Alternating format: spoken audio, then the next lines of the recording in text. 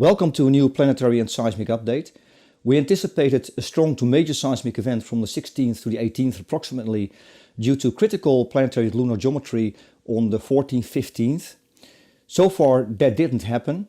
If we look at the SSGI graph with the typical threshold of magnitude 5.6 and larger, we see a clustering of earthquakes around the planetary peaks. These are the purple peaks. And this is typical for critical planetary geometry, that seismic activity, stronger seismic activity clusters around that time. So again, no larger earthquakes so far. If you look at the geometry that is going to happen in the coming days, we see a lunar peak on the 20th and it converges with some critical planetary geometry.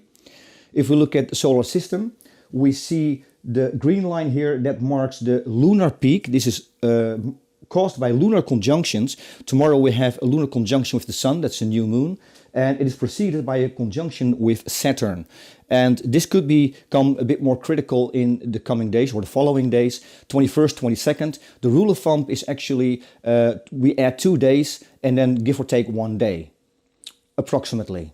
We do not know exactly the day or the hour, of course. If we look at the planetary geometry, because it converges with the lunar geometry, it involves Mercury and Venus, not in conjunctions, but in right angles. And Mercury and Venus, they are key players if it comes to electromagnetic amplifications in the solar system. And this is because these are by far the fastest moving planets. And we see that early on the 20th, Venus, Mars and Uranus, whereby Venus is at the center, they mark right angle. This is early on the 20th. It is followed by Mercury, Venus and Saturn, and they mark also a right angle several hours later, whereby Mercury is at the center. And this all converges on the 20th, that's tomorrow, and that could become critical for the 21st, 22nd.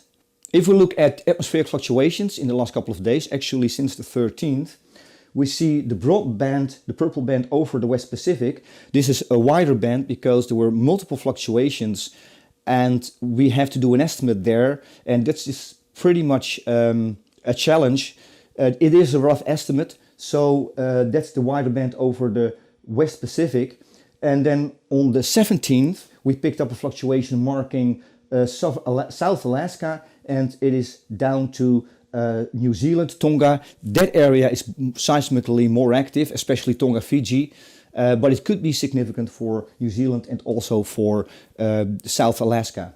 On the 18th, we also picked up a fluctuation a little bit to the west, more towards the Aleutian Islands and the Red Islands possibly, and also marking the region near Papua New Guinea and New Britain region possibly.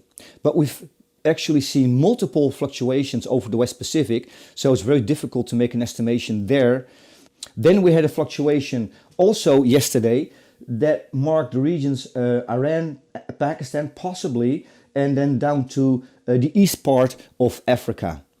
These fluctuations do not necessarily mean that there will be a big quake. It can mean a simple seismic increase. These can be simple moderate seismic events. For example, we had a fluctuation over Italy in the previous video, and it also marked a region over Croatia, and there was a moderate seismic event there in Croatia, widely felt. So that demonstrates that we do not necessarily have a big quake in or near the purple bands. It can mean a simple moderate seismic increase as well. This is the information that we have so far. Be safe. Until next time.